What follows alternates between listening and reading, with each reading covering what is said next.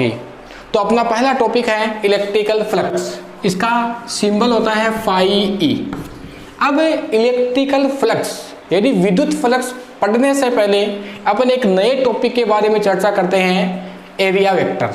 Area vector क्या है, क्योंकि इलेक्ट्रिकल फ्लक्स में एरिया वेक्टर की जानकारी होना बहुत आवश्यक है। तो सदिश क्षेत्रफल, एरिया वेक्टर क्या होता है, जैसे मैं यहाँ पर एक्स वाई जेड लगाता हूँ, एक्स यहाँ वाई एक्स हो गया, यहाँ जेड एक्स हो गया, और यहाँ जैसे कोई एक आकृति बनाते हैं, ये यहाँ इस प्रकार से ले लिया, इसको नाम ए दे दिया, बी सी और इसे ओ दे दिया।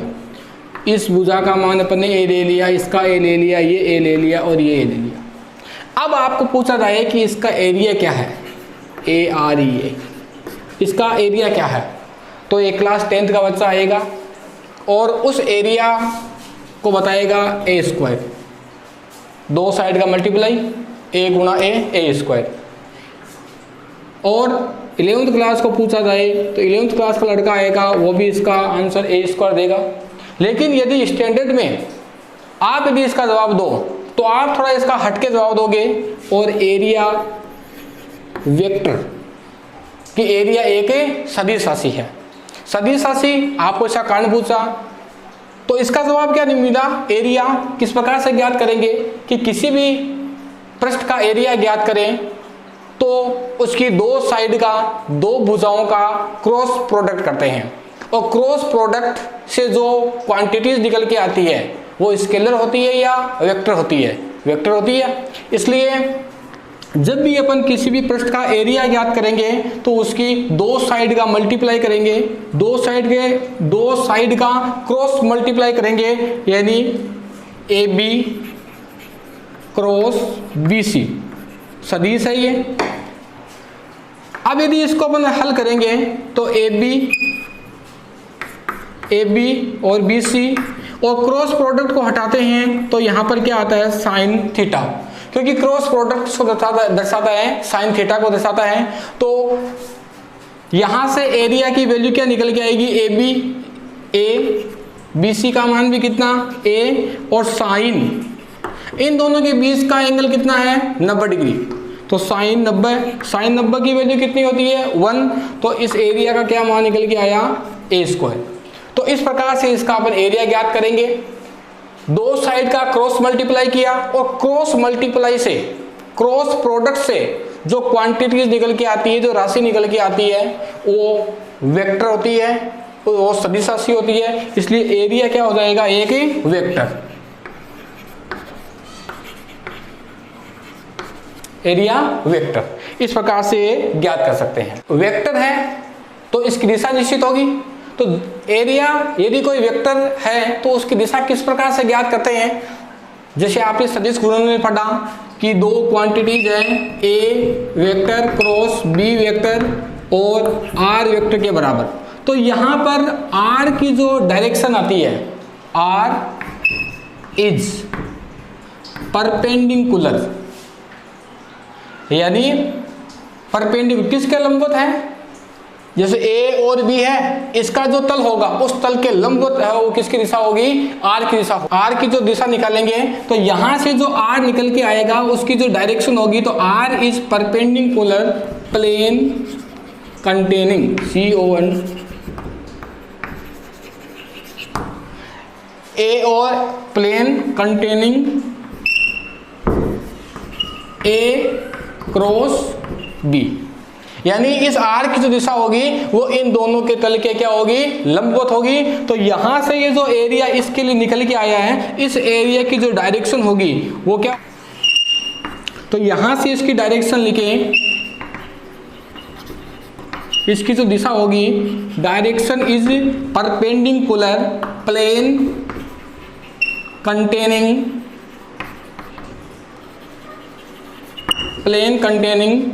AB vector and BC vector, AB और BC के लंबवत। अब अपने पास जो पृष्ठ है वो इस प्रकार से है, यानी ये x अक्ष में है और y अक्ष में है, तो इसकी जो दिशा होगी वो तीसरे अक्ष के लंबवत अंदर की ओर हो सकती है या बाहर की ओर हो सकती है, इनवर्ड और आउटवर्ड के हिसाब से। तो यहाँ पर ये जो एरिया वेक्टर होगा वो अपन अब ये इस प्रकार से हैं ए बी और बी सी। तो अब इस जेड के लंबवत या तो इस प्रकार से बाहर की ओर या इस जेड के क्या होगी लंबवत अंदर की ओर। तो इसकी जब दिशा को अपन दर्शाएंगे तो ए स्क्वायर क्या आ जाएगा के केप का मतलब हो गया कि जेड अक्ष के अनुदिश इसकी दिशा होगी, या इसको लिख सकते हो ए स्क्वायर माइनस का के केप, लंबवत अंदर की ओर या लंबवत बाहर की ओर। बिंदु निकल के आया कि एरिया एक वेक्टर है और उसकी जो दिशा होती है वो परपेंडिकुलर होती है प्लेन कंटेनिंग जो दो राशि अपने पास में है, जैसे यहाँ पर A B and B C के। तो यहाँ से आप लिख सकते हो कि area is vector and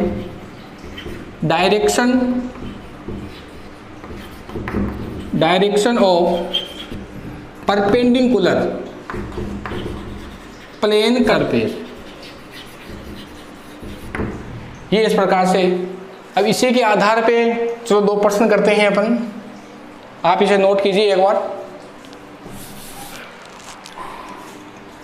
2 question करें। एक्स अक्ष, वाई एक्स और जेड अक्ष। यहां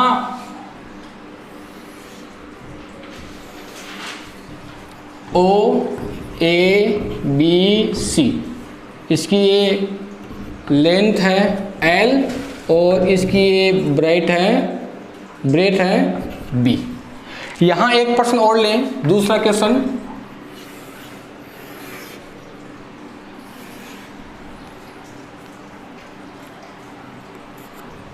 एक्स अक्ष यहाँ Z हो गया इस बार, यहाँ Y ले लिया। अपनी इच्छा अनुसार किसी भी प्रकार से अपन एक्स वाई को व्यवस्थित कर सकते हैं, अपनी इच्छा अनुसार एक्स वाई जेड को किसी भी प्रकार से व्यवस्थित कर सकते हैं। और यहाँ इस प्रकार से एक पृष्ठ हो गया और इसकी त्रिज्या है, रेडियस वो हो गई r। अब यहाँ से एरिया निकालें तो इसका एरिया क्या होगा, a बराबर लंबाई गुना चौड़ाई, लेंथ एंड ब्रेथ। अब ये इस सरफेस में है, किसमें है, अक्ष और जेड में। अक्ष और जेड में है तो इसकी दिशा y के लंबवत ऊपर की ओर हो सकती है या y के लंबवत नीचे की ओर हो सकती है। ओपन सरफेस है इसलिए दोनों स्थितियों में से कोई सी भी दिशा अपन दर्शा सकते हैं। तो अब ये y के लंबवत इसकी दिशा होगी, तो इसकी जब दिशा दर्शाएंगे तो क्या लिखेंगे, जे केप। जे केप का मतलब हो गया इसकी दिशा है वो ऊर्ध्वाधर क्या है, ऊपर की ओर है। और इसको और क्या लिख सकते हैं, एरिया वेक्टर एज। नीचे की ओर भी इसकी दिशा हो सकती है, लंबवत नीचे की ओर भी हो सकती है, तो इसकी दिशा माइनस में क्या आ जाएगा, के। दोनों ही स्थितियां हैं वो करेक्ट है। इसी प्रकार से इसमें ज्ञात करें तो सर्किल का जो एरिया होता है ए बराबर क्या होता है, पाई आर स्क्वायर एरिया वेक्टर। अब यहां से पाई आर स्क्वायर है तो ये इस तल में है जो अक्ष और वाई में है, अक्ष और वाई में है तो इसकी दिशा या तो जेड के लंबवत क्या होगी, या तो ऊर्ध्वाधर ऊपर की ओर, या जेड के क्या होगी, ऊर्ध्वाधर नीचे की ओर। तो यदि ऊर्ध्वाधर ऊपर की ओर होगी तो जेड के अनुदिश है तो अपन यहाँ पर क्या दर्शाएंगे, के केप।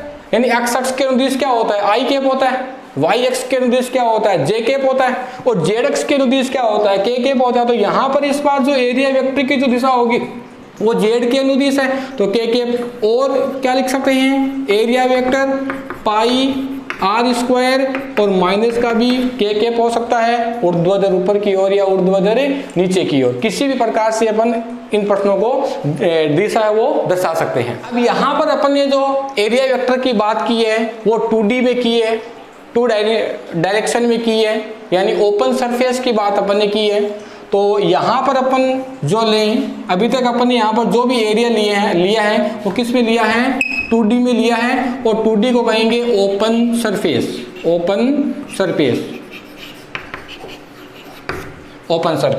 तो ओपन सरफेस में एरिया वेक्टर की दोनों दिशाएं हैं वो क्या होती है, सही होती है, अंदर की ओर या बाहर की ओर। तो 2D सरफेस में area vectors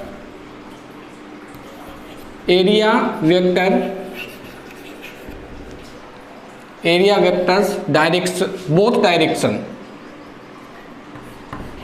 2D open surface में एरिया वेक्टर की जो डायरेक्शन होगी, both direction are correct. Both direction are correct का मतलब हो गया कि अंदर की ओर या बाहर की ओर दोनों दिशाएं यहाँ पर सही होगी। ये सिर्फ और सिर्फ किसके लिए है? ओपन सरफेस के लिए है, 2D के लिए है। अब इसी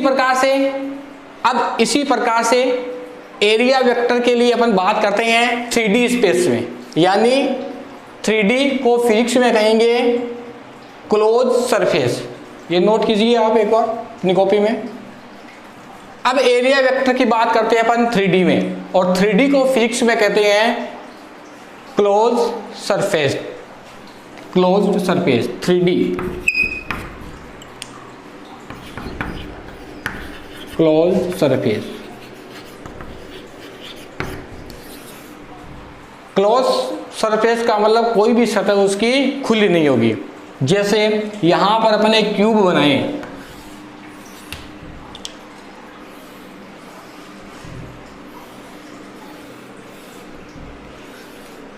ये अपन ने क्या बनाया? एक क्यूब बनाया। ये क्यूब क्लोज्ड सरफेस हो गया, क्लोज सरफेस। अब यहां पर यदि अपन इसकी डायरेक्शन की बात करें तो इसका एक सरफेस ये हो गया, ये वाला। तो यहां पर जो एरिया वेक्टर होगा वो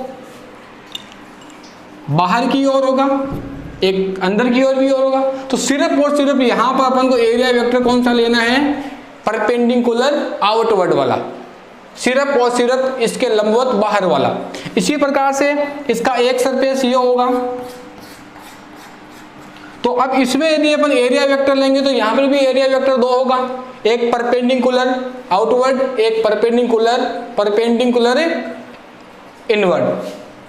तो यहां से भी जो एरिया वेक्टर होगा वो अपन बाहर वाला लेंगे। इसी प्रकार से इस सरफेस की बात करेंगे तो यहां पर भी एरिया वेक्टर क्या होगा? आउटवर्ड वाला होगा। और इस सरफेस की बात करेंगे तो यहां पर भी एरिया वेक्टर है वो आउटवर्ड वाला होगा। तो इस क्यूब में, इस घन में प्रत्येक सरफेस के लिए, पृष्ठ के लिए अपन क्षेत्रफल ज्ञात करेंगे। दो दिशाओं में होगा, एक आउटवर्ड भी होगा और एक इनवर्ड भी होगा। तो अपन को सिर्फ और सिर्फ बाहर वाला लेना है। तो यहां इस प्रकार से क्षेत्रफल की दिशा हो जाएगी। इसी प्रकार से एक मिसाल के तौर पे एक सिलेंडर बनाते हैं। यहां पर इस सिलेंडर में यदि क्षेत्रफल की दिशा ज्ञात करें, एरिया वेक्टर ज्ञात करें, तो इसका एक सरफेस देखिए ये वाला हो गया, एक सरफेस ये वाला हो गया, और एक सरफेस ये वाला हो गया। तो यहां से यदि अपन एरिया वेक्टर निकालेंगे तो एरिया वेक्टर नॉर्मली कौन सा लेंगे? परपेंडिकुलर आउटवर्ड वाला। तो यहां पर एरिया वेक्टर की दिशा इस प्रकार से हो जाएगी। यहां पर लेंगे तो एरिया वेक्टर परपेंडिकुलर आउटवर्ड, लंबवत बाहर वाला लेंगे। इसके लिए ज्ञात करेंगे तो इस प्रकार से एरिया वेक्टर की दिशा आ जाएगी, लंबवत। तो सिर्फ और सिर्फ इसी प्रकार से यदि अपन एक सर्किल की बात करें यहाँ पर, तो इस सर्किल के लिए यदि अपन को एरिया वेक्टर की दिशा लेनी है, ये इसका सेंटर हो गया, और यहाँ से अब यहाँ पर यदि अपन एरिया वेक्टर की बात करें तो यहाँ पर भी एरिया वेक्टर क्या होगा? परपेंडिकुलर आउटवर्ड वाला लेना है, यानी लंबवत अंदर की ओर लेना इस 3D क्लोज सरफेस में अलाउ नहीं है। तो यहाँ पर यदि अपन सेंटर से लेंगे यहाँ से, तो सेंटर से ये क्या होगा? Perpendicular outward. यदि यहां लेंगे तो इस सेंटर से परपेंडिकुलर आउटवर्ड, लंबवत। यहां से ज्ञात करेंगे इस प्रकार से, तो इसके लिए भी एरिया वेक्टर की दिशा इसके लंबवत बाहर की ओर। इसके लिए ज्ञात करेंगे तो यहाँ पर भी एरिया वेक्टर इसके लंबवत क्या होगा, बाहर की ओर। कहीं से भी ज्ञात कर लीजिए आप, इस सेंटर से अपन ज्ञात करेंगे तो एरिया वेक्टर इस प्रकार से आएगा। इस स्थिति में ज्ञात करेंगे तो एरिया वेक्टर इसके लंबवत बाहर वाला इस प्रकार से। यहाँ ज्ञात करेंगे, सेंटर से अपन ज्ञात करेंगे तो परपेंडिकुलर आउटवर्ड। इसके लिए ज्ञात करेंगे तो यहाँ भी ये क्या होगा, आउटवर्ड का। तो इन तीनों स्थितियों से निष्कर्ष ये निकला कि 3D अर्थात क्लोज सरफेस में एरिया वेक्टर की जो दिशा होती है वो नॉर्मली अपन कौन सी लेंगे, परपेंडिकुलर आउटवर्ड वाली। से क्या निकल जाएगा, close surface only outward normally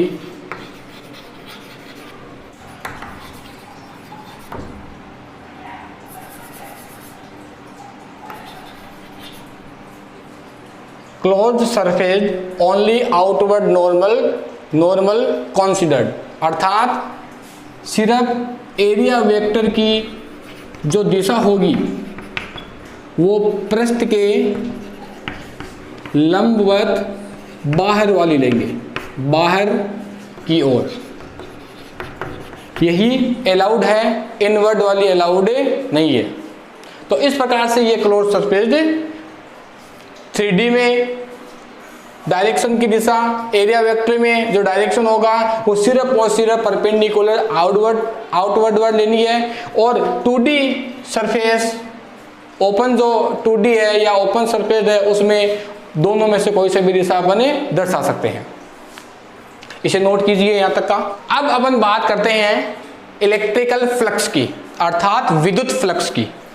विद्युत फ्लक्स क्या होता है, विद्युत क्षेत्र में स्थित किसी पृष्ठ के लंबवत गुजरने वाली कुल विद्युत बल रेखाओं की संख्या। किसी पृष्ठ के,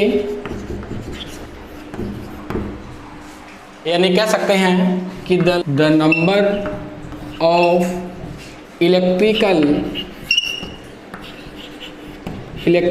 field lines, the number of electrical field lines passing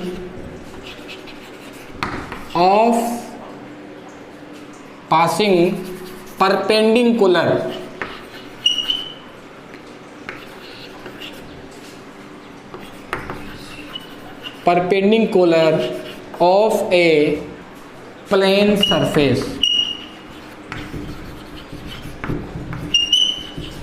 plane surface, किसी पृष्ठ के लंबवत गुजरने वाली कुल विद्युत बल रेखाओं की संख्या, अर्थात the number of electrical field lines passing, विद्युत बल रेखाओं के गुजरने की संख्या।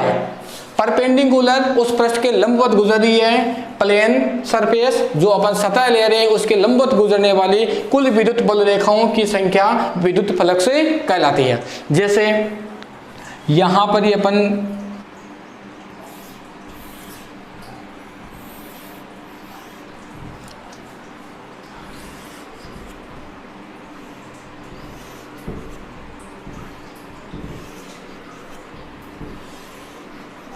ये जो रेखाएं हैं वो विद्युत क्षेत्र की दिशा को दर्शा रही है, विद्युत बल रेखाओं की संख्या को। और ये यहाँ से, अब इस सरफेस के अंदर से कुल कितनी रेखाएं गुजर रही है, 1 और 2, ये इससे बाहर से निकल रही है, इस पृष्ठ से कितनी निकल रही है और इसके लंबवत निकल रही है, ये इस प्रकार से है। तो एक बल रेखा है यहाँ ऐसे इसको पार करती हुई, इसको चीरती हुई निकल रही है, दूसरी बल रेखा भी इस प्रकार से इसको ऐसे चीरती हुई निकल रही है, और ऊपर वाली बल रेखाएं बिल्कुल यहाँ इस प्रकार से ऊपर की ओर, इस प्रकार से ऊपर की ओर और नीचे से निकल रही है। तो यहाँ से अपन कहेंगे कि जो इलेक्ट्रिकल फ्लक्स है वो कितना होगा भैया, यहाँ पर 2, क्योंकि यहाँ से कितनी बल रेखाएं गुजर रही है, 2 बल रेखाएं गुजर रही है। अब यदि मान लो कि इस पृष्ठ पर विद्युत क्षेत्र की तीव्रता को परबल कर दिया जाए, उसकी पावर बढ़ा दी जाए, परबल कर दिया जाए, तो जहां पर विद्युत क्षेत्र परबल होगा तो वहां पर बल रेखाओं की संख्या क्या होगी, अधिक होगी, और बल रेखाएं क्या होगी, पास पास में हो जाएगी। तो यदि यही सरफेस अपन, इसी आकार का सरफेस अपन यहां दूसरे चित्र में ले रहे हैं, वही आकार है, वही पृष्ठ है। इस बार अपन ने क्या किया, यहां से विद्युत क्षेत्र की तीव्रता में वृद्धि की, और विद्युत क्षेत्र की तीव्रता में वृद्धि करेंगे तो बल रेखाएं, पहले के टॉपिक पढ़ाया मैंने आपको कि जहां पर विद्युत क्षेत्र अधिक प्रबल होता है वहां पर बल रेखाएं क्या होती है, पास पास में होती है, और बल रेखाएं वहां पर क्या होती है, सघन होती है। तो ये एक बल रेखा इस प्रकार से, और यहां से ये बल रेखाएं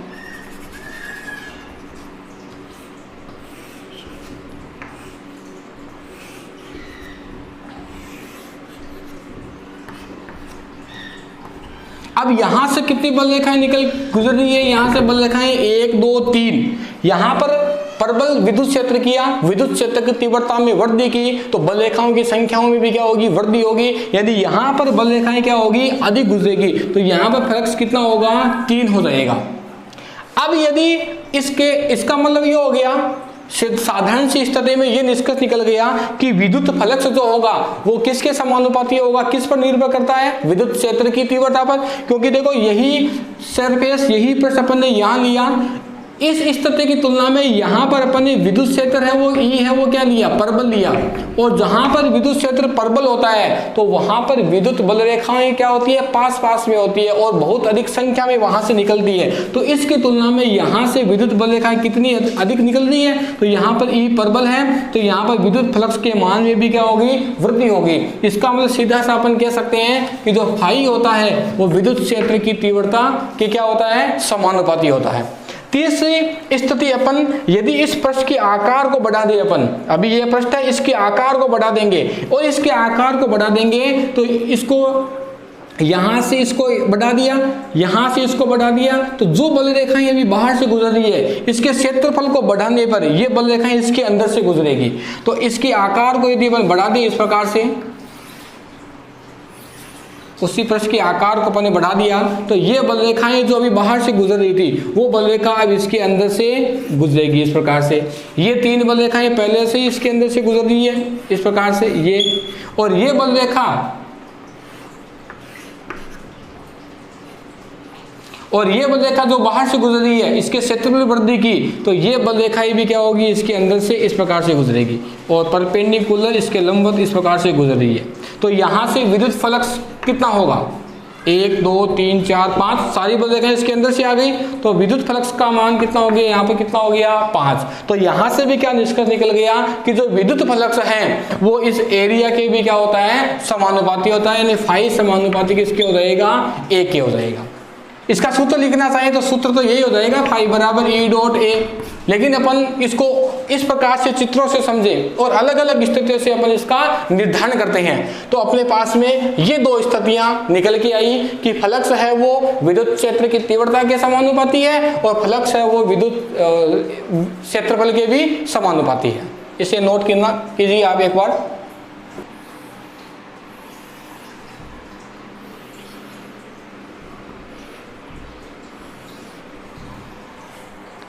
और एरिया वेक्टर दर्शाएं, तो एरिया वेक्टर सदैव क्या होता है, लंबवत होता है। एरिया वेक्टर की दिशा यहां दर्शाएं, तो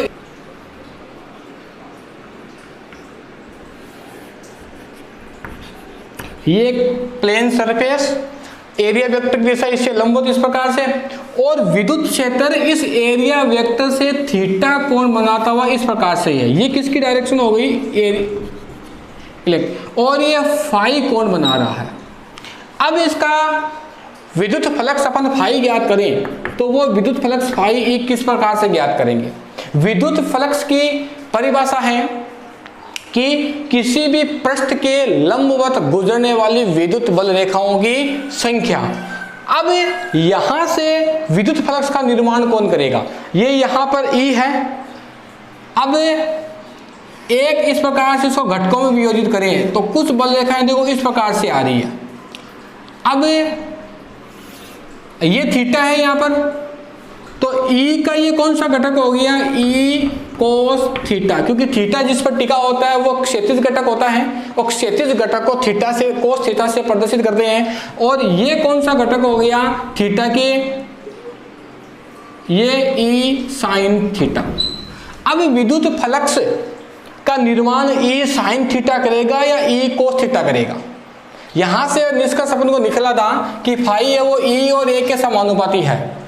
अब ए तो यहाँ परपेंडिकुलर हो गया, लंबवत हो गया, तो ये एरिया वेक्टर की जो दिशा होती है वो उस प्लेन सरफेस के परपेंडिकुलर होती है।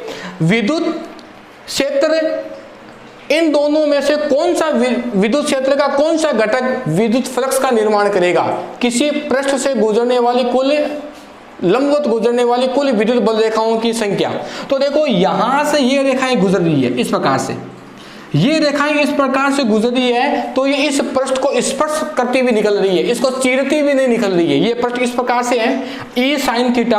अब जैसे ये अपना पृष्ठ है और ये वाली रेखाएं इस प्रकार से गुजर रही है, इसके लंबवत नहीं हो रही है, बिल्कुल देखो इसके समांतर गुजर रही है, इसको स्पर्श करते हुए गुजर रही है। अपन को वो घटक लेना है जो इसके लंबवत है, अर्थात इस पृष्ठ को चीरता हुआ निकले इस प्रकार से। देखो ये इस प्रकार से गुजर रही है, ये इसको स्पर्श करती हुई निकल रही है, ये इसको चीरती हुई नहीं निकल रही है। और ये वाला जो घटक होगा, ये वाला जो घटक होगा वो बिल्कुल इसको इस प्रकार से चीरता हुआ निकल रहा है, जो इसके क्या है लंबवत है। तो विद्युत फ्लक्स का निर्माण कौन करेगा, ई कोस थीटा विद्युत फ्लक्स का निर्माण करेगा। तो यहां से इसका जो सूत्र वो क्या बन जाएगा, यहां से इसका जो सूत्र होगा, यहां से जो अपन ने निष्कर्ष निकाला था फाई समानुपाती ई और ए के हैं, तो फाई किसके बराबर हो जाएगा, ई और ए के बराबर हो जाएगा। लेकिन यहां पर ये थीटा कौन बना रहा है, तो फ्लक्स का निर्माण अभी मैंने आपको बताया सिर्फ और सिर्फ कौन करेगा, ई कोस थीटा करेगा। ई कोस थीटा इस पृष्ठ के क्या है लंबवत है, इसको चीरता हुआ निकलेगा। तो यहां से फाई का जो सूत्र होगा वो ई कोस थीटा और क्या हो जाएगा ए का गुणा।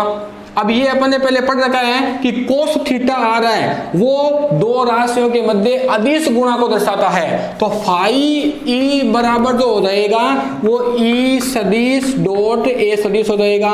यहाँ पर कोस थीटा का जो रूप है वो इस डॉट प्रोडक्ट ने ले लिया, और डॉट प्रोडक्ट से जो राशि निकल के आती है वो वेक्टर नहीं होती है, वो स्केलर होती है, अर्थात वो अदिश राशि होती है। तो यहाँ से जो ये सूत्र बना है अपन, जो जिस प्रकार से अपन पढ़ते आए हैं कि ई सदिश डॉट ए सदिश फ्लक्स का सूत्र होता है, वो इस चित्र से अपन समझ सकते हैं। क्योंकि यदि मान लो कि कोई पृष्ठ के क्षेत्रफल से थीटा कोण पर विद्युत क्षेत्र थीटा कोण पर स्थित है, तो अब यहाँ पर अपन ई को इस प्रकार से घटकों में विभाजित किया, तो ये ई साइन थीटा है वो देखो इस प्रकार से निकल रहा है, और ई कोस थीटा है वो इस प्रकार से निकल रहा है, बिल्कुल इसको चीरता हुआ। तो अपन को वो घटक लेना है जो इसके लंबवत निकल रहा है, अर्थात इसको इस प्रकार से चीरता हुआ निकले।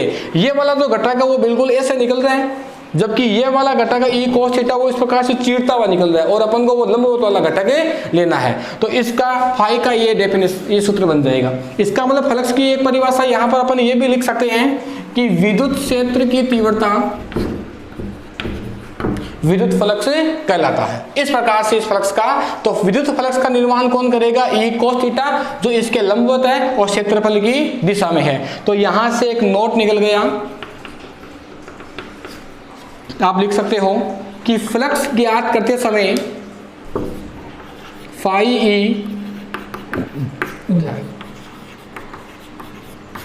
पृष्ठ के लंबवत है, और ई साइन थीटा है वो विद्युत फ्लक्स का निर्माण नहीं करेगा, क्योंकि ये इसके समांतर गुजर रहा है, ये इसके लंबवत नहीं है। ऐसा है फाई ई वो किस पर क्या है, एक अदिश राशि, अदिश राशि। इसकी यूनिट की बात करें, इसके मात्रक की बात करें, तो देखो यहां से ई विद्युत क्षेत्र की तीव्रता होती है जिसका सूत्र होता है F बटा Q। तो यहां से इसकी यूनिट क्या निकल के आ गई, न्यूटन पर कूलम, और एरिया क्षेत्रफल की यूनिट होती है मीटर स्क्वायर। तो यहां से इसका मात्रक निकल के आ गया न्यूटन मीटर स्क्वायर पर कूलम, न्यूटन प्रति कूलम। और यहां से इसकी विमा की बात करें तो विमा क्या होती है, न्यूटन की विमा m1 L1 T-2 होती है। मीटर की विमा L1 होती है, लेकिन मीटर पर स्क्वायर है तो, और नीचे कूलाम आ रहा है, कूलाम की विमा A1 T1 होती है, उसको ऊपर भेजेंगे तो A भी माइनस का T1 भी माइनस का, और पूरी विमा निकालें तो M सिर्फ एक जगह उपस्थित है M1, L1 और 2 दो जगह उपस्थित है L3, T माइनस का 2 और माइनस का 1 T माइनस के 3 और A एक जगह उपस्थित है A माइनस का 1। ये एक अदिश राशि हो गई, ये इसकी यूनिट हो गई और ये इसकी विमा हो गई। ये विद्युत फ्लक्स के बारे में। अब इस फ्लक्स से संबंधित कुछ प्रश्न करते हैं अपन 2D ओपन सरफेस के लिए।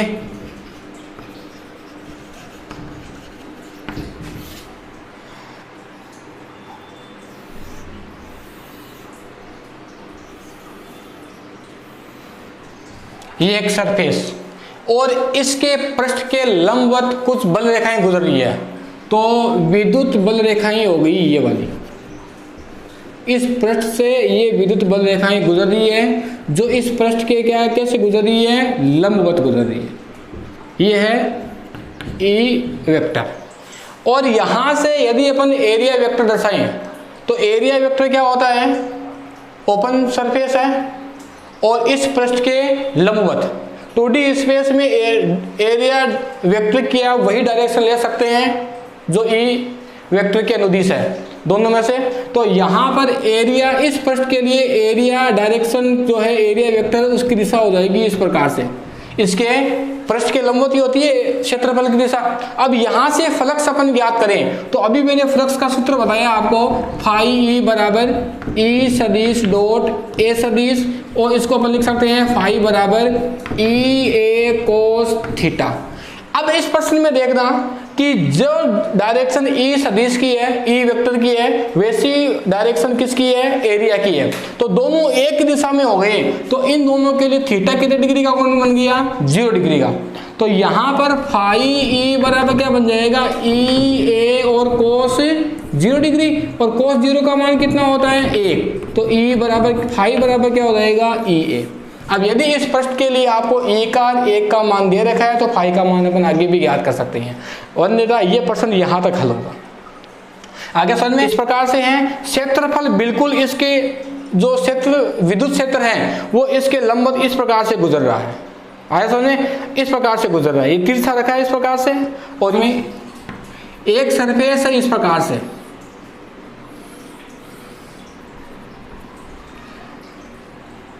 और विद्युत बल रेखाएं इस प्रकार से गुजर रही है, विद्युत बल रेखाएं इस प्रकार से।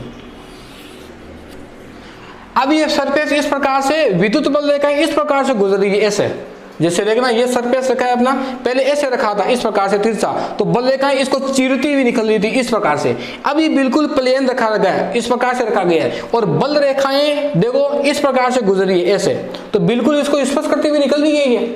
यहीं से भी देख लो आप, फ्लक्स का निर्माण होगा ही नहीं, क्योंकि फ्लक्स का निर्माण कौन करता है, उस पृष्ठ से गुजरने वाली, लंबवत गुजरने वाली विद्युत बल रेखाएं। और यहाँ पर बल रेखाएं इसको क्या कर रही है, स्पर्श करती हुई निकल रही है। दोनों स्थितियों से भी अपन देख सकते हैं तो फ्लक्स का मान यहाँ पर कितना आएगा, 0 ही आएगा। अच्छा, ये इस प्रकार से है, बल रेखाएं इस प्रकार से गुजर रही है, और यहाँ पर अपन एरिया वेक्टर लेंगे तो एरिया वेक्टर इसके परपेंडिकुलर होगा, तो एरिया वेक्टर की जो दिशा होगी वो किस प्रकार से होगी, इस प्रकार से। तो ये तो एरिया वेक्टर की दिशा होगी इस प्रकार से, और जो बल रेखाएं है वो इस प्रकार से गुजर रही है, तो ये एरिया वेक्टर हो गया। और ये जो हाथ है वो विद्युत बल रेखाओं को दर्शा रहा है, जैसे यहाँ बल रेखाएं गुजर रही है। तो इस एरिया वेक्टर के और इस विद्युत बल रेखाओं के मध्य कोण कितने डिग्री का हो गया, 90 डिग्री का हो गया। तो यहाँ से यदि अपन, अब एरिया वेक्टर इस प्रकार से होगा, यहाँ पर ये एरिया वेक्टर है बिल्कुल 90 डिग्री का है, ये इस प्रकार से सरफेस है, तो ये एरिया वेक्टर इस प्रकार से है। तो इस बल रेखाओं के और इस एरिया वेक्टर के मध्य कोण कितने डिग्री का बन जाए, 90 डिग्री का। तो यहाँ से फाई ई बराबर क्या बन जाएगा, ई सदिश डॉट ए सदिश, तो फाई ई बराबर क्या आएगा, ई ए कोस थीटा, और ये परस्पर लंबवत है, थीटा कितने डिग्री का बन जाए, 90 डिग्री का। तो फाई ई बराबर कितने आएगा, ई ए कोस 90 डिग्री, और कोस 90 डिग्री का मान कितना होता है, 0। तो टोटल फ्लक्स कितना हो गया, 0 बन जाएगा। तो गणित के इस सूत्र से ज्ञात करें तो भी शून्य मान आएगा, और यहाँ से साधारण से बात में देखें तो बल रेखाएं ऐसे गुजर रही है जो बिल्कुल इसको स्पर्श करती हुई निकल रही है, और अपन को कौन सा घटक लेना है जो इसको चीरते हुए निकले इस प्रकार से। तो दोनों स्थितियों से वो यहाँ से विद्युत बल रेखाओं का मान कितना हो रहा है, फ्लक्स का मान कितना हो रहा है, 0 हो रहा है। अब देखना ये एक वलय इस प्रकार से है जिसकी रेडियस कितनी है, r है, और एरिया वेक्टर लेंगे तो इस प्रकार से, ये इस प्रकार से, तो इसके परपेंडिकुलर इस प्रकार से विद्युत क्षेत्र की दिशा होगी। तो ये किसकी दिशा हो गई, एरिया वेक्टर की दिशा हो गई। और इस रेडियस से 30 डिग्री कोण बनाता हुआ ये यहाँ पर थीटा कोण बनता हुआ ये विद्युत क्षेत्र है। अब यहाँ कितने डिग्री का कोण बन रहा है वो मान लेते हैं, अपन उदाहरण के तौर पे प्रश्न कर रहे हैं कितने डिग्री का हो गया, 30 डिग्री का हो गया। अब यहाँ पर कई लड़के क्या करते हैं, गलती कर देते हैं, थीटा सीधा कितने डिग्री का दे रखा है, 30 डिग्री का देख रहे हैं। अब यहाँ से अपन को फ्लक्स ज्ञात करना है, तो फाई ई बराबर क्या होगा, ई ए कोस थीटा। अब ई ए कोस थीटा है तो यहाँ थीटा 30 डिग्री का दे रखा है, और यहाँ सूत्र में जो थीटा आ रहा है वो किस किस के मध्य का कोण आ रहा है, ई और ए के मध्य का कोण आ रहा है। अपन को ये यहाँ पर ए का कोण थोड़ा दे रखा है, ये इस रेडियस से 30 डिग्री कोण बनाती हुई विद्युत क्षेत्र है। तो इस विद्युत क्षेत्र के और एरिया वेक्टर के मध्य जो कोण बन रहा है वो बन रहा है ये, और ये पूरा कोण कितने डिग्री का है, 90 डिग्री का। जहां से ये 30 डिग्री का हो गया तो फिर ये कोण कितने का बच गया, 60 डिग्री का। यहां से कुछ गलती कर देते हैं, तो ये अपन को यहाँ पर जो एंगल लेना है वो ई और ए के मध्य का लेना है। तो ई और ए के मध्य का तो एंगल ये बन रहा है, और पूरा कोण कितने डिग्री का बन रहा है, 90 डिग्री का, और इस प्रश्न में अपन को ये कोण 30 का दे रखा है। तो एरिया और इलेक्ट्रिकल के बीच में कोण कितने डिग्री का बन गया, 60 डिग्री का। तो अपन क्या लिखेंगे, फाई ई बराबर ई ए कोस कितने डिग्री का, 60 डिग्री का। अपन ने यहाँ से ज्ञात किया फाई ई बराबर कोस 60 का मान कितना होता है, 1/2 और ई ए, ये अपन आ जाएगा। कई क्या करते हैं कि ई ए कोस थीटा लगाते हैं, सूत्र तो सही है एकदम बिल्कुल फाई का, लेकिन यहाँ प्रश्न में ये दिया हुआ नहीं होता, ये तो अपन को ज्ञात करना पड़ा। ये यहाँ पर थीटा 30 डिग्री का दे रखा है, कोई 30 डिग्री रख देता है यहाँ पर, तो फिर ये क्या हो जाता है, गलत हो जाता है, क्योंकि एंगल अपन को ई और ए के मध्य का लेना है। तो ये तो जो 3% थे वो ओपन सरफेस अर्थात 2D के लिए हैं। अब कुछ प्रश्न अपन क्लोज्ड सरफेस के लिए ज्ञात करते हैं, 3D के लिए ज्ञात करते हैं। एक बार आप इन तीनों प्रश्नों को नोट कीजिए। अब अपन क्लोज्ड सरफेस पे कुछ प्रश्न करते हैं। आपको एक प्रश्न और हल करवाता हूं मैं। अपन यहाँ एक घन बना लेते हैं, एक क्यूब बना लिया।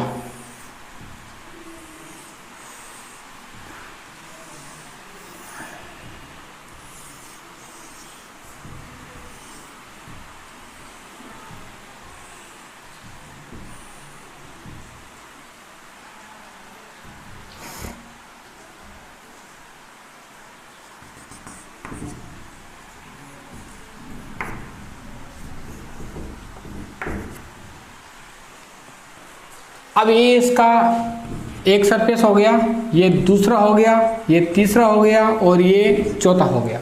इसके 6 सरफेस होंगे जिसके पास में। एक ये ऊपर वाला हो गया, दूसरा ये लिया, तीसरा ये नीचे वाला लिया, चौथा ये इधर वाला लिया, पांचवा ये आगे वाला सरफेस हो गया, और छठा ये पीछे वाला सरफेस हो गया।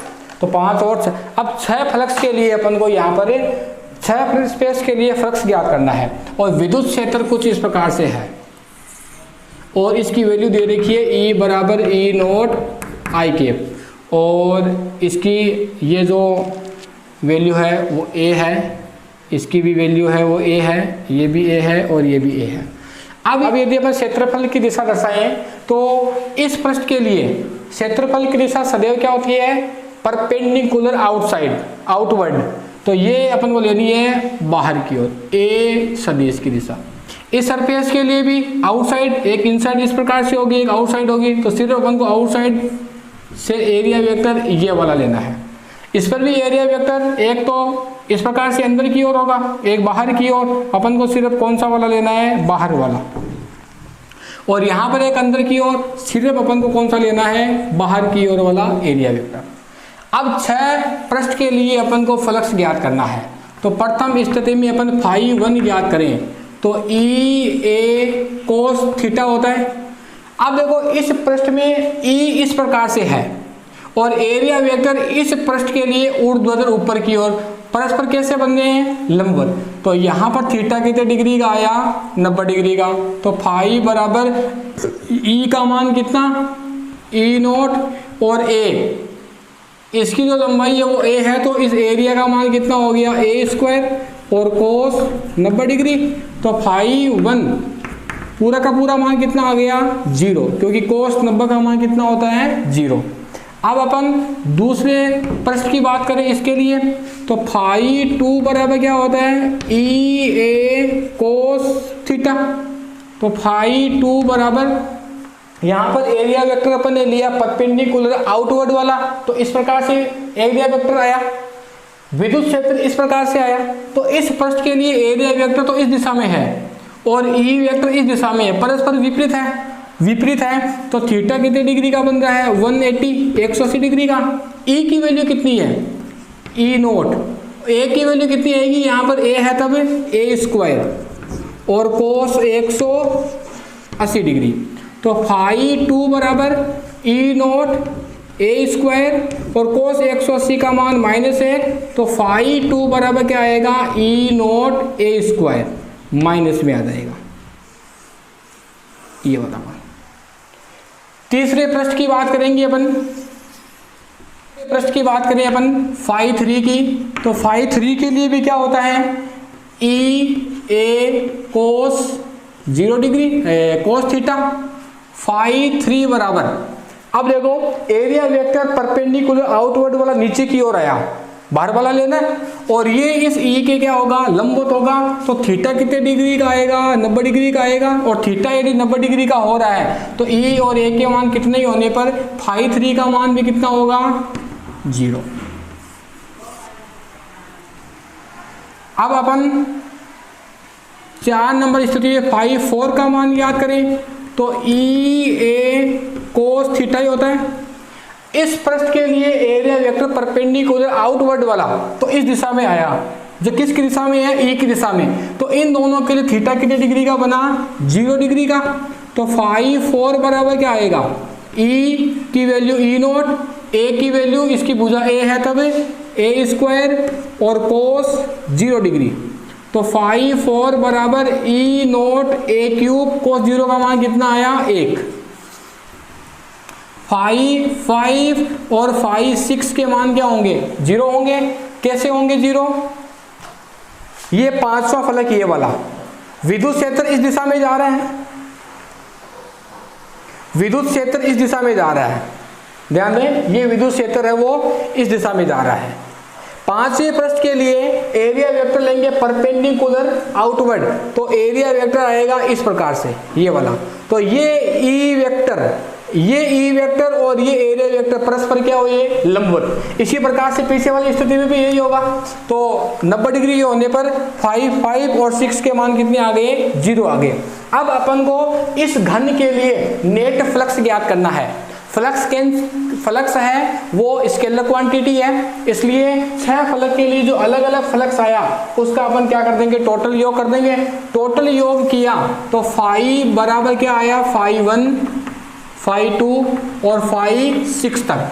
तो फाई 1 बराबर 1 का मान 0, फाई 3 का मान 0, फाई 5 और 6 का मान भी 0। तो 4 फ्लक्स कितने हो गए, 0 हो गए।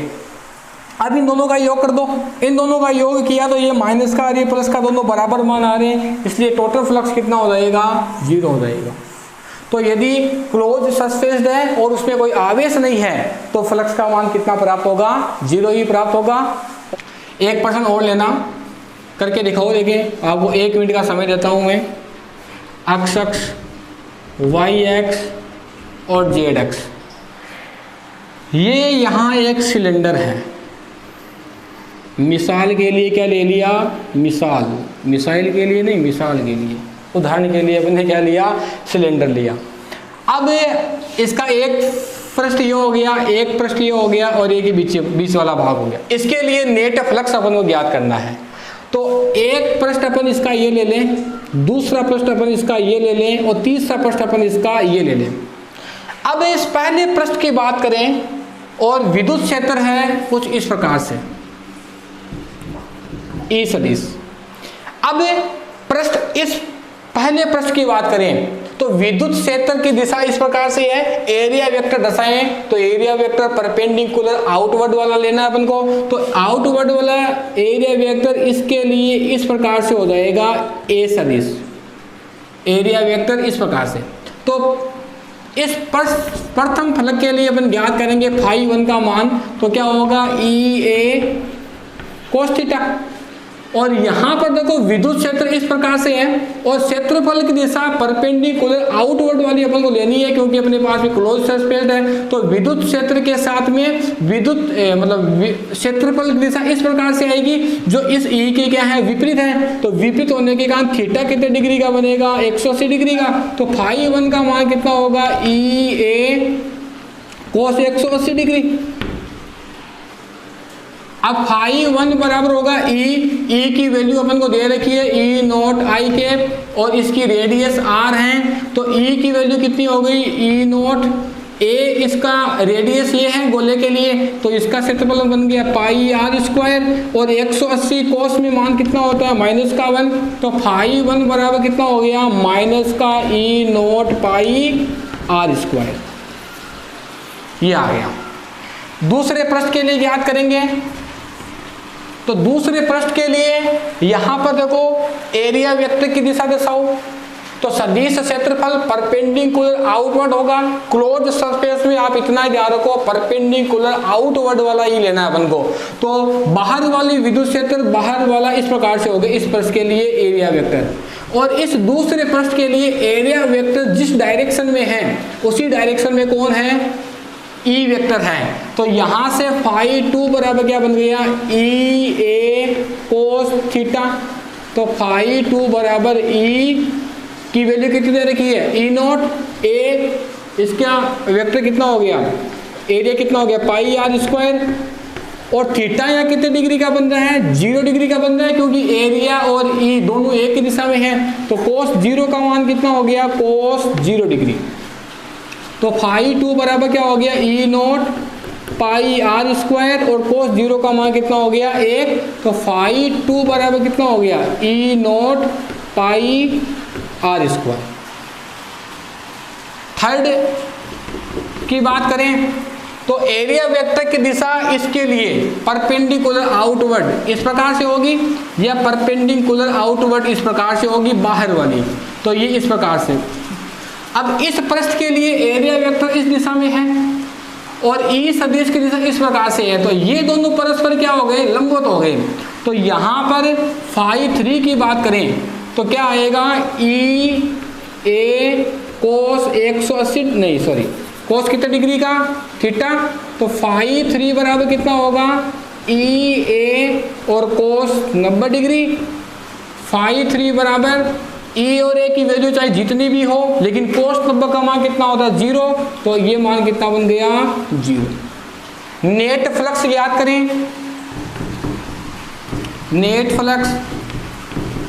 फ्लक्स ज्ञात करें तो नेट फ्लक्स क्या होगा तीनों फ्लक्स के योग के बराबर। तो क्या होगा फाई 1 फाई 2 और फाई 3। तो फाई बराबर कितना होगा E nought pi R square minus का है E nought pi R square plus का है और ये 0 तीनों का योग किया तो कितना आया 0। तो इससे भी टोटल फ्लक्स कितना हो जाएगा 0 हो जाएगा। ये प्रश्न भी आप नोट कीजिए अच्छे प्रश्न है इनको तैयार करना है। देखना एक्स एक्स वाई एक्स और एक घन बना दें क्यूब बनाया ये वाला लगा गया क्यूब जैसा।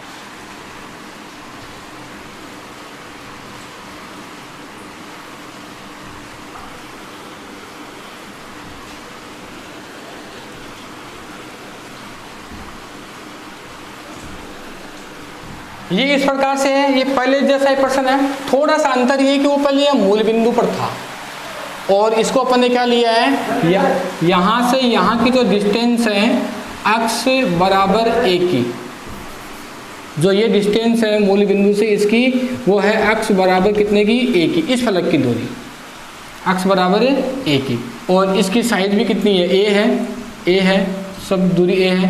विद्युत क्षेत्र इस प्रकार से है और इसकी वैल्यू दे रखी है ई नॉट आई के। अब यहाँ से अपन को फ्लक्स ज्ञात करना है, तो एरिया वेक्टर दर्शाएं। तो एरिया वेक्टर इस पृष्ठ के लिए परपेंडिकुलर आउटवर्ड इस प्रकार से होगा, इस पृष्ठ के लिए परपेंडिकुलर आउटवर्ड एरिया वेक्टर इस दिशा में होगा, इस पृष्ठ के लिए एरिया वेक्टर और इस पृष्ठ के लिए एरिया वेक्टर इस प्रकार से। बाकी पांचवां और छठवां आगे और पीछे वाले फलक जो लंबवती होंगे।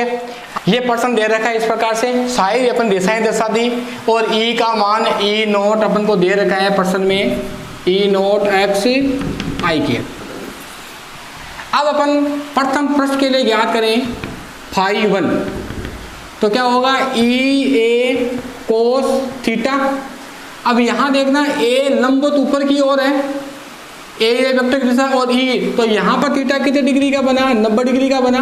तो फाई 1 बराबर ई की वैल्यू कितनी आ रही है, ई नॉट एक्स, और एरिया क्षेत्रफल इसकी भुजा ए दे रखी है, तो इसका मान हो गया ए स्क्वायर, और कोस 90 डिग्री, और कोस 90 का मान कितना होता है 0, तो पूरा का पूरा फ्लक्स कितना हो गया 0 हो गया। दूसरे पृष्ठ की बात करें अपन फाई 2 की, तो फाई 2 बराबर होता है ई ए कोस थीटा। अब यहाँ पर देखो दूसरे पृष्ठ के लिए एरिया वेक्टर इस दिशा में जा रहा है और विद्युत क्षेत्र इस दिशा में आ रहा है, परस्पर क्या हो गए लंबवत विपरीत हुए, विपरीत हो गए, तो थीटा कितने डिग्री का बन गया 180 डिग्री का। तो फाई 2 बराबर कितना हो गया, ई की वैल्यू कितनी दे रखी है ई नॉट एक्स, ए क्षेत्रफल इसकी भुजा ए है, ए सब जगह ए दी हुई रहेगी, तो इस क्षेत्रफल का मान कितना हो गया ए स्क्वायर, और कोस 180 का मान कितना हो गया -1। तो फाई 2 बराबर ई नॉट, और एक्स भी किसके बराबर दे रखा है ए के बराबर, तो ए इस अक्ष की वैल्यू कितनी रखी अपन ने यहाँ से ए रखी, और ए पहले से, तो ए क्यूब और -1 से गुणा हो गया, ये फाई 2 की वैल्यू आ गई। अब अपन ज्ञात करते हैं फाई 3 की वैल्यू, तो ई ए कोस थीटा। तीसरे पृष्ठ के लिए ये लंबवत आ रहा है, देखो नीचे की ओर जाएगा जो विद्युत क्षेत्र के लंबवत आ रहा है, तो तीसरे पृष्ठ के लिए थीटा कितने डिग्री का बन रहा है 90 डिग्री का बन रहा है, तो फाई 3 का मान कितना आएगा 0 ही आएगा, क्योंकि कोस 90 का मान कितना हो गया 0। अब अपन चौथे पृष्ठ की बात करें, चौथा पृष्ठ अपने पास में ये वाला है, यहाँ पर एरिया वेक्टर इस दिशा में आ रहा है जो एक की दिशा में है, तो थीटा कितने डिग्री का बन रहा है 0 डिग्री का, क्योंकि दोनों एक की दिशा में आ रहे हैं। तो यहाँ से फाई 4 बराबर क्या आया ई ए कोस, और यहाँ पर थीटा कितने डिग्री का बना 0 डिग्री का, तो फाई 4 बराबर कितना आया ई की वैल्यू कितनी है ई नॉट एक्स, क्षेत्रफल इसकी भुजा ए है, तो क्षेत्रफल क्या हो गया ए स्क्वायर, और कोस 0 का मान कितना हो गया। अब देखना इस भुजा का मान कितना है ए, और यहां से यहां तक की दूरी भी कितनी रखी है ए, तो मूल बिंदु से इस पृष्ठ की टोटल दूरी कितनी हो गई, टोटल दूरी कितनी हो गई x बराबर 2a, टोटल दूरी कितनी हो गई 2a।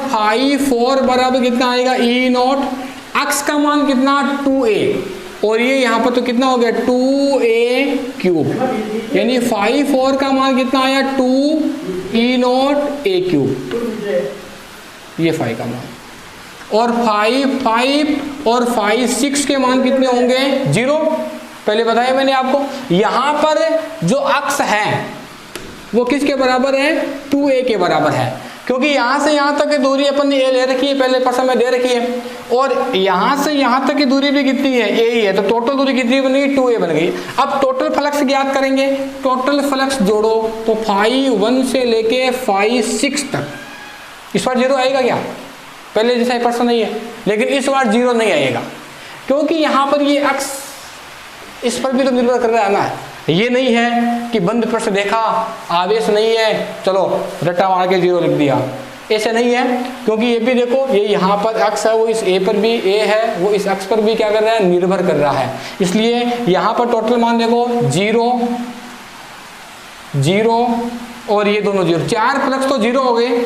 अब बच गया ई नॉट ए क्यूब माइनस में और 2 ई नॉट ए क्यूब प्लस में। तो टोटल जो फ्लक्स होगा वो नेट फ्लक्स कितना आएगा 2, और देखो ई नॉट ए क्यूब यहाँ 2 है, यहाँ 1 है, तो कितना बच गया ई नॉट ए क्यूब। तो यहाँ पर नेट फ्लक्स है वो 0 नहीं आएगा, क्योंकि यहाँ पर जो फ्लक्स है वो इस डिस्टेंस पर भी क्या कर रहा है, निर्भर कर रहा है। ये फ्लक्स का मान हो गया। इस प्रश्न को भी आप नोट करें। सिर्फ आपको यहाँ पर एरिया वेक्टर और ई वेक्टर के बीच का एंगल निर्धारण करना है। क्लोज सरफेस है तो area vector outward perpendicular outward लेना है। क्लोज सरफेस है तब की बात है ये, लेकिन ओपन सरफेस है तब आप एरिया वेक्टर वही ले लो जो ई वेक्टर में है, सही होगा ये। लेकिन ये सिर्फ शर्त यही लागू होगी इस प्रकार के प्रश्नों में, ये नोट कीजिए। तो और करते हैं और ध्यान रहे वो गाउस लॉ से भी संबंधित है। जब गाउस को पढ़ेंगे तो वो आएगा। एक ऐसा प्रश्न है अपने पास में, जैसे ये सर्किल है, ठीक है। अब यहां पर अपन को विद्युत क्षेत्र विद्युत फ्लक्स का मान ज्ञात करना है। विद्युत फ्लक्स कैसे ज्ञात किया, जैसे पहले घन दे रखा था, घन के 6 फलक थे, 5.1 5.2 5.3 5.4 5 और 6 सबके लिए अलग अलग ज्ञात किया, और ये स्केलर क्वांटिटी, इसलिए सारे के सारे मान को अपन ने क्या कर दिया, जोड़ दिया। अब यहाँ पर क्या करें, यहाँ पर किसका योग करें, किस प्रकार से करें, ये इसकी रेडियस मान ली अपन ने, रेडियस कितनी दे रखी है r। अब इसके लिए कैसे ज्ञात करेंगे, इसके लिए भी जोड़ना ही पड़ेगा। पहले फ्लक्स दे रखा था, सिलेंडर दे रखा था, उसके 3 फलक के अंदर अपन ने ज्ञात किया, तीनों फ्लक्स को अपन ने जोड़ दिया। यहाँ थोड़ा सा ध्यान देना है, सेंटर बिंदु है। अब इस पर अपन को क्षेत्रफल ज्ञात करना है, सॉरी यहाँ अपन को अपन टोटल फ्लक्स ज्ञात करना है। तो क्या करेंगे, सारे के सारे इस गोलीय पृष्ठ को छोटे छोटे टुकड़ों में तोड़ लेंगे। अभी इसका एरिया कितना है, ये है। यहाँ पे छोटा सा भाग ले लेते हैं, ये एक छोटा सा भाग ले लिया यहाँ पर। इस बार यहाँ पर इसको कैपिटल या स्मॉल क्यू आवेश दे रखा है। अब सेंटर पर ये स्मॉल क्यू आवेश मान लिया, तो अब यहाँ पर अपन क्षेत्रफल ले, तो छोटे से भाग का क्षेत्रफल कितना हो गया, डी ए। छोटे से भाग का क्षेत्रफल क्या हो गया, डी ए। अब यहाँ पर डी ए की अपन दिशा दर्शाएंगे, तो इस ए सेंटर से इसकी दिशा किस प्रकार से है, परपेंडिकुलर इस प्रकार से। ये किसकी दिशा होगी, डी ए की दिशा।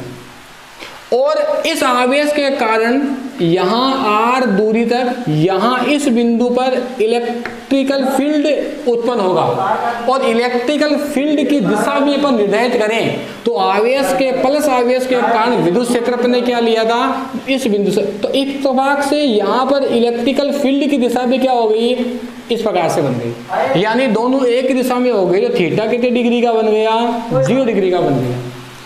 जैसे ये यहाँ ले लिया अपने, छोटा सा एक अल्फांश भाग यहाँ ले लिया, तो सेंटर से क्षेत्रफल की तो दिशा अपन लेंगे वो परपेंडिकुलर आउटवर्ड वाले लेंगे, तो वो कुछ इस प्रकार से होगी।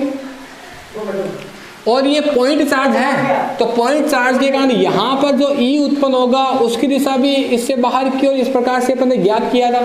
थोड़ा थोड़ा याद होगा आपको, पूरा याद रखना है। तो ये डी ए की दिशा हो गई और ये ई की दिशा हो गई, तो यहाँ पर भी थीटा कितने डिग्री का बना है। इसी प्रकार से कुछ आप जैसे वो अल्पांश क्षेत्रफल यहाँ ले लो, तो सेंटर से इसका जो विद्युत क्षेत्र है, सेंटर से जो एरिया वेक्टर होगा वो कुछ इस प्रकार से होगा, और इसी बिंदु विद्युत क्षेत्र भी इसी प्रकार से होगा। तो ये तो किसकी डायरेक्शन हो गई, ई वेक्टर डी ए की, और ये ई सदिश। तो यहाँ पे भी थीटा कितने डिग्री का आया, 0 डिग्री। तो इस प्रकार का कोई प्रश्न दे रखा है जिस पर आवेश दे रखा है और वो पूर्णतया बंद है, तो छोटे छोटे टुकड़ों में उसे तोड़ लेंगे। सारे पृष्ठ के लिए देखो एरिया वेक्टर, ई वेक्टर सब एक ही दिशा में, सबके मान बराबर आ रहे हैं, तो अपन किसी एक अल्पांश का ज्ञात कर लेंगे और उस सारे के सारे भागों का अपन क्या करेंगे, जोड़ देंगे, और जोड़ने का इंटीग्रेशन कर देंगे यहाँ पर। तो किसी एक अल्पांश भाग के लिए लेंगे, तो एक अल्पांश भाग के लिए फाई बराबर क्या होता है, ई डॉट ए होता है, ई डॉट ए होता है। ये आपको तब लेना है जब अपने पास में ई है वो क्या रहे, नियत रहे, उस स्थिति में है। अन्यथा अपन को तो डी फाई बराबर क्या हो जाएगा, ई डॉट ए के स्थान पे क्या बन जाएगा, डी ए सदिश। तो डी फाई बराबर क्या हो जाएगा, ई डी ए और कोस थीटा। और पूरे के पूरे सारे अब इस पृष्ठ के लिए भी यही मान आएगा, इस पृष्ठ के लिए भी यही मान आएगा, इस पृष्ठ के लिए भी यही मान आएगा। तो पूरे के पूरे पृष्ठ के लिए लेंगे तो इसका अपन क्या कर देंगे, इंटीग्रेशन कर देंगे। तो डी फाई का इंटीग्रेशन क्या हो गया, फाई हो गया, और यहां पर ई डी ए और कोस थीटा बन गया। अब यहां देखना, इस पृष्ठ के लिए जितने भी अल्पांश भागों की बात करें तो ई और डी ए परस्पर समान दिशा में है, तो थीटा 0 डिग्री का बन रहा है, थीटा यहां पर 0 डिग्री का बनेगा। तो फाई बराबर क्या आएगा, ई डी ए और कोस 0, कोस 0 का मान कितना होता है, 1 होता है। तो फाई बराबर क्या आ जाएगा, इंटीग्रेशन ई और डी। अब ई सब जगह समान रहेगा तो ई को आप क्या करो, बाहर निकाल दो। फाई बराबर ई, इंटीग्रेशन में क्या रह गया, डी ए। फाई बराबर ई और डी ए का इंटीग्रेशन क्या बन गया, ए। अब ये ए इस पूरे गोले का क्षेत्रफल है जिसकी रेडियस कितनी है, आर।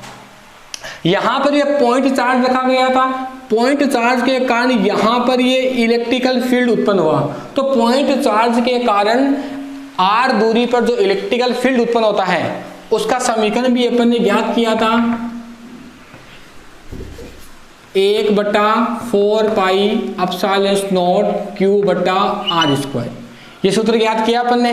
तो ये फॉर्मूला आप ई के स्थान पे रख दो।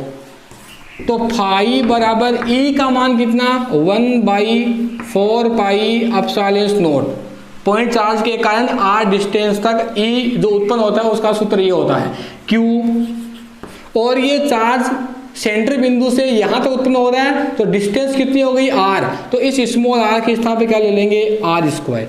ये तो किसकी वैल्यू रख दी अपन ने, ये तो किसकी वैल्यू रख दी, ई की। इसके गुणा में ए आ रहा है, इस गोले का क्षेत्रफल 4 पाई आर स्क्वायर होता है। तो फाई बराबर क्या बन गया, 4 पाई से 4 पाई कैंसिल हो जाएगा, आर स्क्वायर से आर स्क्वायर कैंसिल हो जाएगा, तो सिर्फ बचेगा क्यू बटा एप्सिलॉन नॉट। ये इस गोले के लिए फ्लक्स का मान आ गया जो अपना क्या कहलाएगा, गाउस लॉ। तो अगले पॉइंट में अपन गाउस लॉ के बारे में पढ़ेंगे। ये समीकरण आप इसे यहां तक का नोट कीजिए। तो किसी भी क्लोज्ड सरफेस है और उस पर आवेश नहीं है तो उसके लिए फ्लक्स का मान कितना होगा, 0 ही होगा। लेकिन थोड़ा सा आप ये भी ध्यान रखना कि वो दूरी पर तो निर्भर नहीं कर रहा है ना, जैसा अपन ने इससे पहले वाला प्रश्न किया वहां पर 0 नहीं आया, तो थोड़ा सा इस बात का भी ध्यान रखना। और इस पर आवेश दिया गया है तो इस प्रकार से इस पर अपन इस विद्युत फ्लक्स का मान ज्ञात कर लेंगे और यही अपना क्या कहलाएगा, गाउस लॉ कहलाएगा, गाउस का नियम। पास में साधारण सी जानकारी थी एरिया वेक्टर की, फिर इसके बाद में अपन इलेक्ट्रिकल फ्लक्स के बारे में पढ़ा, उसके बाद में अपन ने इलेक्ट्रिकल फ्लक्स में क्लोज सरफेस और ओपन सरफेस अर्थात 2D और 3D में कुछ प्रश्न किए। इस प्रकार से इस वीडियो को अच्छी तरह से देखना, वीडियो को देखने के साथ साथ अपनी कॉपी में इसे नोट करते रहना ताकि आपको अच्छी तरह से समझ में आ जाए।